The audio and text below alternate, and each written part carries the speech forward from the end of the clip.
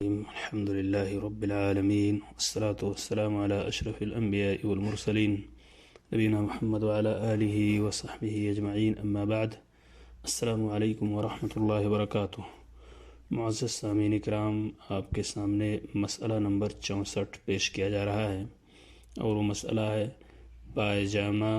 شلوار یا تہبند ٹخنوں سے نیچے ہونے کی ممانعت۔ آج کل اگر آپ دیکھیں، عام انسانوں کو تو چھوڑیے، ان لوگوں کو دیکھیے جو 5 وقت کی نمازوں کی ادائیگی کرتے ہیں، باجماعت نماز پڑھتے ہیں، ان کو بھی جب آپ نماز میں دیکھیں گے تو ان کے کپڑے ٹخنے سے نیچے آپ کو نظر آئیں گے، اور شریعت نے بڑی سختی سے اس کی طرف توجہ مرکوز کرائی ہے اور اسے ممنوع قرار دیا ہے۔ اور اس شخص کو جو اپنی لنگی، شلوار، کپڑے ٹخنے کے نیچے رکھتا ہے اس کو مسبل کہا گیا ہے۔ ابو ہریرہ رضی اللہ تعالیٰ عنہ کی حدیث ہے، عن ابی ہریرہ رضی اللہ عنہ قال بینما رجل یصلی مسبل ازارہ قال له رسول اللہ صلی اللہ علیہ وسلم اذهب فتوضأ فذهب وتوضأ ثم جاء فقال رجل يا رسول الله ما لك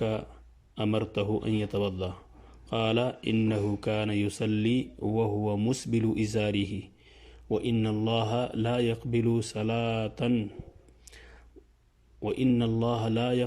صلاة رجل مسبل إزاره رواہ ابو داود۔ حضرت ابو ہریرہ رضی اللہ تعالیٰ عنہ سے روایت ہے، فرماتے ہیں کہ ایک دفعہ ایک آدمی نماز پڑھ رہا تھا اور اس کا تہبند ٹخنوں سے نیچے لٹک رہا تھا۔ رسول اکرم صلی اللہ علیہ وسلم نے اسے حکم دیا کہ جا کر وضو کرو۔ وہ آدمی گیا، وضو کر کے واپس آیا تو ایک صاحب نے پوچھا، یا رسول اللہ، آپ نے انہیں وضو کا حکم کس لیے دیا؟ رسول اکرم صلی اللہ علیہ وسلم نے فرمایا، وہ تہبند لٹکائے ہوئے نماز پڑھ رہے تھے۔ حالانکہ جو شخص تہبند ٹخنوں سے نیچے لٹکا کر نماز پڑھے، اللہ اس کی نماز قبول نہیں فرماتا ہے، اور یہ روایت ابو داود کے اندر موجود ہے۔ تو اس حدیث سے اور اس مسئلے کی وضاحت مکمل طور پہ ہمارے سامنے آ گئی کہ اگر کوئی شخص ٹخنوں سے نیچے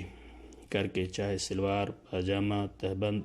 کپڑے کوئی بھی ہوں، ٹخنے سے نیچے کر کے اگر وہ نماز پڑھتا ہے تو گویا کہ اس کی نماز نہیں ہوگی، جیسا کہ اللہ کے رسول صلی اللہ علیہ وسلم نے اس صحابی کو واپس کیا جو ٹخنے کے نیچے لنگی کر کے نماز پڑھ رہے تھے،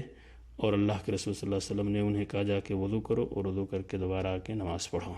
اللہ تعالیٰ سے دعا کہ اللہ تعالیٰ ہم سب کو تفقہ فی الدین اور اس کے ساتھ ساتھ عمل کی بھی توفیق عطا فرمائے، آمین۔ السلام علیکم ورحمۃ اللہ وبرکاتہ۔